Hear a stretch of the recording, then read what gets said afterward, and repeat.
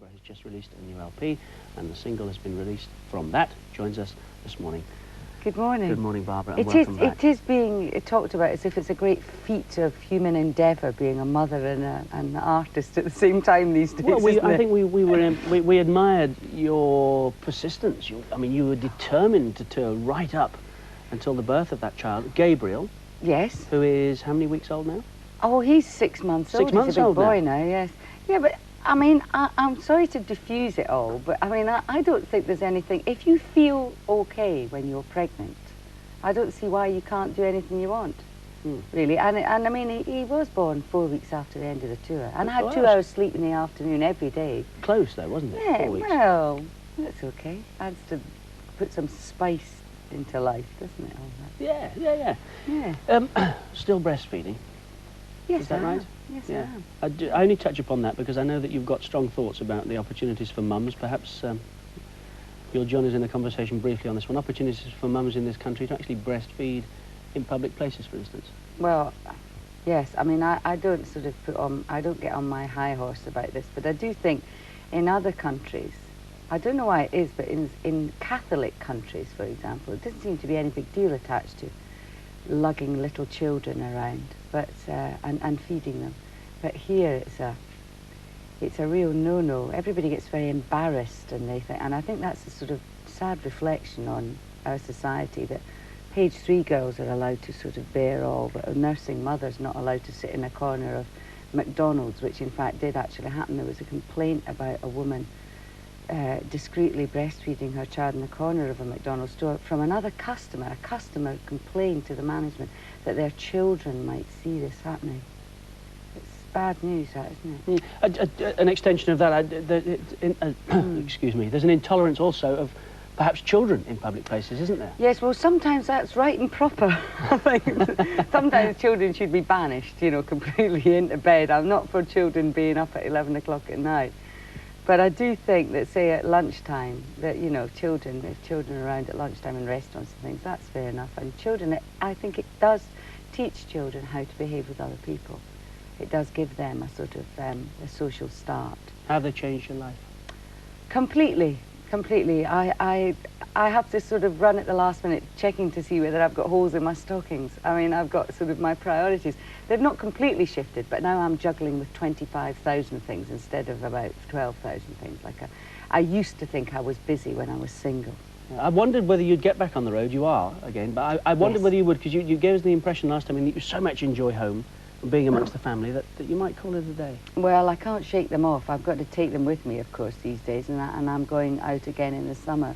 I mean, it's really the mainstay of how I earn my living. It's being a live artist and concert work and television and stuff.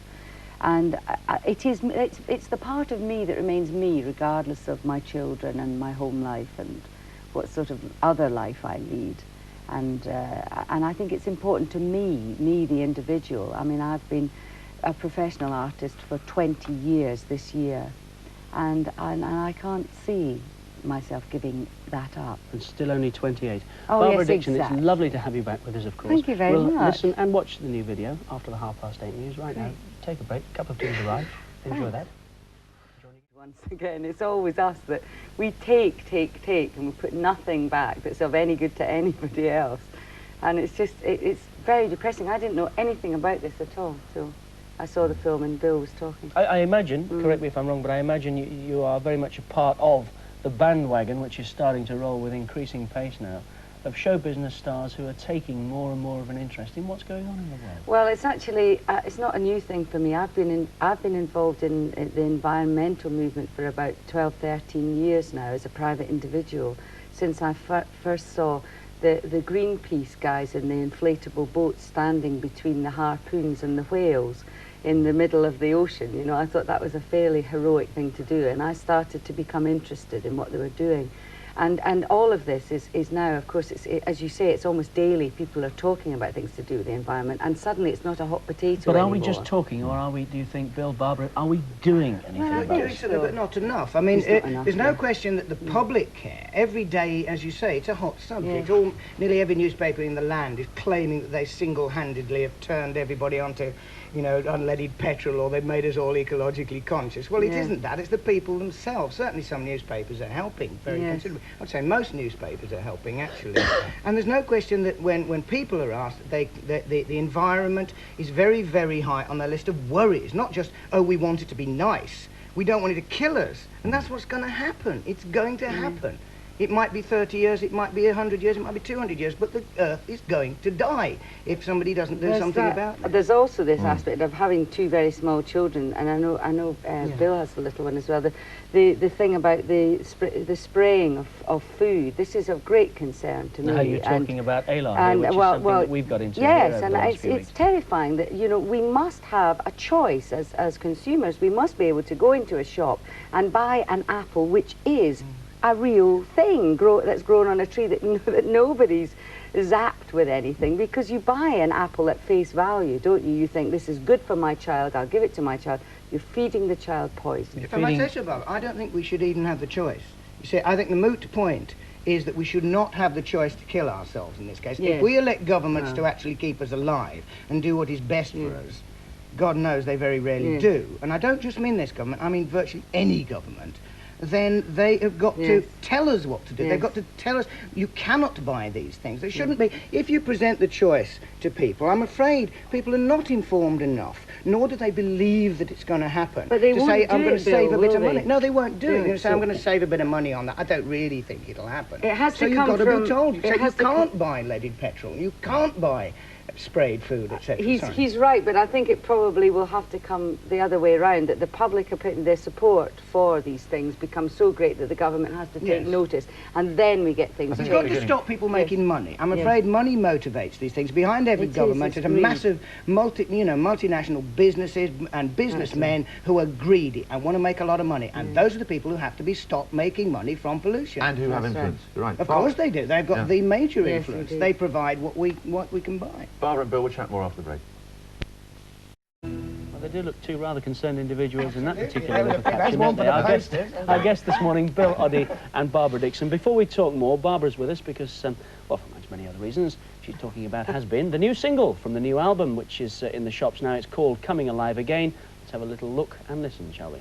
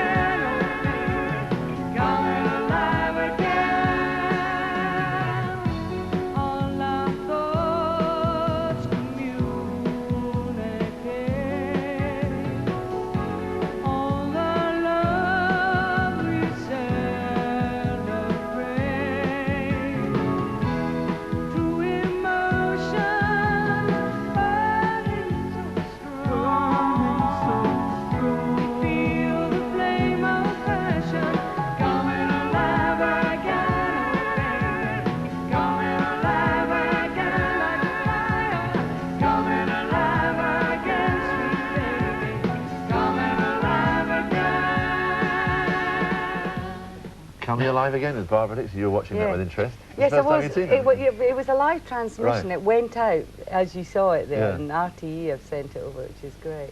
When you I listen hadn't to seen yourself it. singing, singing backline, do you mark yourself 8 out of 10, 9 out of 10 that particular Oh, night? yeah, Do you vary a lot? Well, not really. I mean, I tend to be fairly consistent. I mean, I think some people are maybe more inconsistent than me, but I have been doing this for a long time. Oh, now. name names. Name names. Some people, Some you know, people. hardly have a good Well, night. Bill, I won't, you know. I will never name I names. mean, be honest, hear them live and...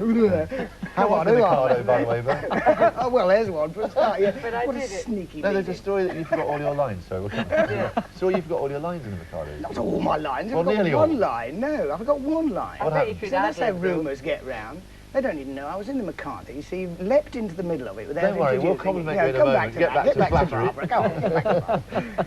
Yeah. Bill, what were we Well, saying? what I was saying to you, how do you battle through a bad time? If you've got a really bad night, the throat's gone, and you feel the audience isn't quite with you, or you're not with them, how do you battle through that? Well, you just do. I mean, it's all to do with professionalism, I think. I mean, it's fairly depressing, but I think that, you know, if people have come to see you, and if you're there, wherever you are, doing a concert that night, you just do the best you can. If you've got a bad throat, I think you tend not to tell people you have a bad throat until it's very obvious that you do, because it doesn't really do you any good. So you just sort of get through it. You don't get distracted by a man coughing in row 3 or some sort No. of strange bit of jewellery in row 1. In Blood Brothers, it used to be very interesting because, of course, that was acting and a lot of silences in that and a lot of tension.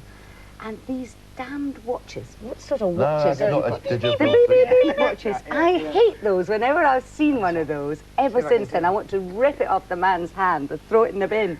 Because it used to happen in the middle of a really heavy scene. Oh, Bill's got one. You've got one. Isn't that And they used to, dodgy? but I used to think, why? What does he have an alarm clock on in the theatre? No, he doesn't. No, there's one of these little buttons, which if you do it, he'd probably give him his due. He was trying to turn off the alarm. He got there, and he thought, oh, my making alarm's on. excuses. And in the dark, he It went was beep, him. beep, beep. He pressed his little buttons. And what you do, you leave one on, which for some god-known reason goes off on the hour. It's right, isn't it? And always when it's embarrassing, it goes Oh up my with the God, wrong it time. used to drive me mad. If Shakespeare was alive today, he's such a great playwright that he would have legislated for 8 o'clock, 8:30 and 9 o'clock in his plays. They don't do That's it right, they would anymore. have gone beep, beep. That's right, that's Extremely noisy scenes. That's at It'd be 8 wonderful if he could yes. stop, wouldn't it? Can we talk about the Mikado? right. Because I'm interested Yeah, I'd like to now. talk about the Can we Mikado. get back to the Mikado, Poor Bill? old Is Bill, he that... hasn't taken that well, Well, I has was... Well, God, shall I tell them I was Yes, in it? please. Nobody Yeah. knows it. Well- It's a well-kept secret. He looked up and the line was something like, "You infamous scoundrel." So it was lovely because he shouted off at me, "You infamous scoundrel." I said, well, come on, I've only forgotten a line, you know, no need to talk to me like that. By which time you just about got back on the rail. I only forgot one. I actually forgot I know him so well in January at a function I was playing at in London. You said, oh no, you don't.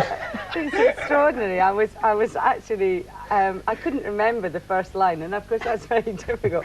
And it's of course the big song, and everybody applauds. And I said, so just before it was due to start, I walked over to my sax player and I said, "What's the first line?" And he said, "Oh my God," that's what he said. That's dangerous.